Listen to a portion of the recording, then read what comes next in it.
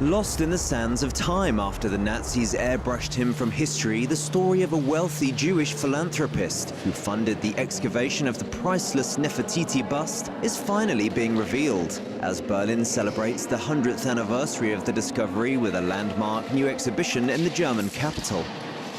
The 3,400-year-old bust of the Egyptian queen Nefertiti is the centerpiece of The Light of Amarna, 100 years after the find of Nefertiti. This image of Nefertiti fascinated mankind for a whole century already, because it became some sort of icon for beauty. We do know other images of Nefertiti, also very beautiful sculptures, from the late Amarna period. We know murals from the Amarna period that show her, but no image has received that much attention like this bust. I think the ideal of beauty has led to the fame of the bust.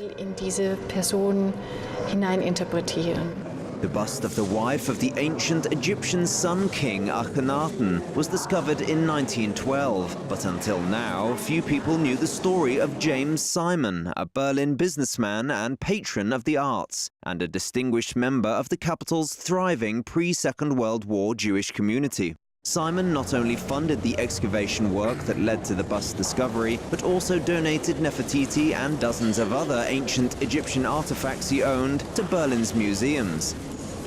But the ownership of Nefertiti has been the subject of a decades-old diplomatic row between Egypt and Germany, where the bust has been since 1913. But for years, Egypt has requested its return.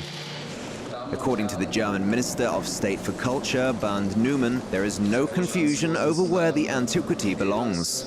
There is a very easy answer to the question who the Nefertiti really belongs to. It belongs to us all. Nefertiti is part of the cultural world heritage. She is a symbol of the museum island Berlin as a unique place for the cultures of the world. I do hope that many more millions of people will enjoy her here at the News Museum. Simon, who died in 1932, was bitterly upset at what he viewed as the museum's betrayal over the fate of the bust. When Egypt first appealed for the return of Nefertiti, Simon wrote to the museum holding the bust and reminded its directors that they had once given an undertaking to do so in the event of such a request from Cairo. But the museum's directors refused, and Berlin insists to this day that Nefertiti is to stay in Berlin.